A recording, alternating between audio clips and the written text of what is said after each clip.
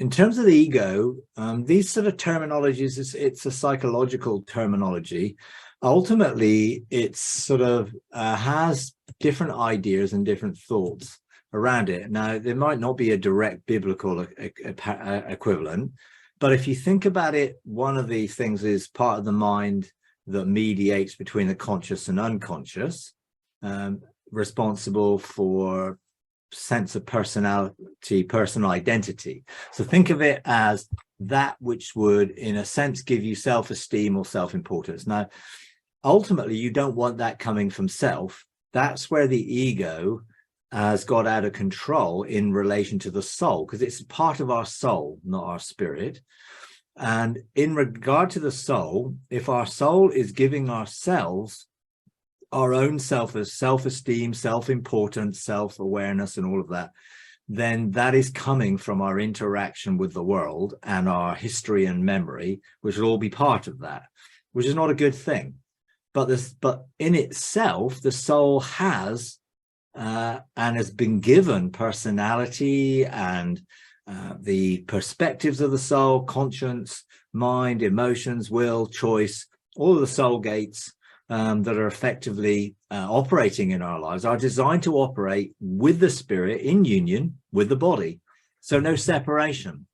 The problem is we separated it all up, and therefore our life, depending on what we've experienced in life, can drive us to performance or the need for, or to be seen as in a particular way.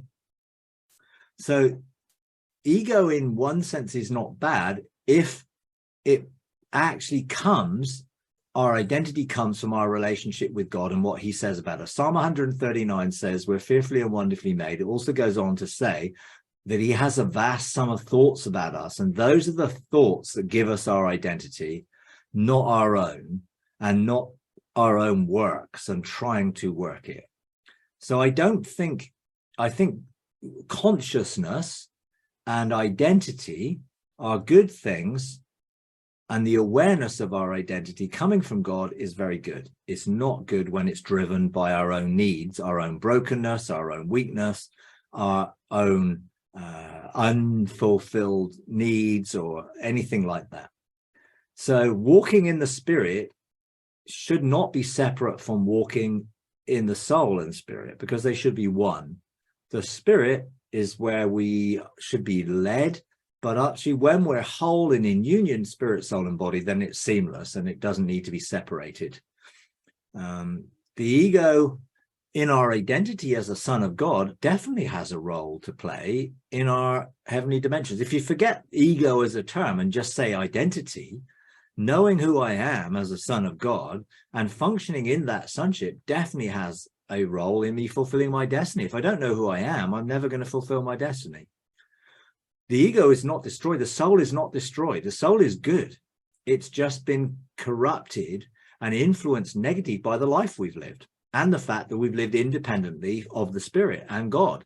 But when we become reunited, spirit, soul, body with God, then in that seamless union, then that can help us live our life in fulfillment of our destiny, knowing who we are, knowing where we're seated in heavenly places, knowing our destiny, and working it out one day at a time in relationship with him. So God does not want to destroy the soul. He wants the soul to be completely whole and healed and in union with spirit and body and him, and therefore we would be a whole person. And I would say I wouldn't use the term ego. I would definitely use the term identity.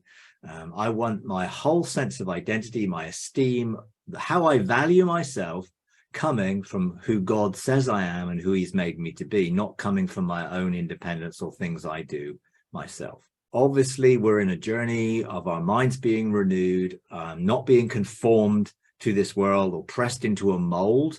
So we're on this process of being transformed by the renewing of our minds. And therefore, on that journey, our soul and spirit and body will come together with God, more and more in union, more and more in oneness as that healing and transformation takes place.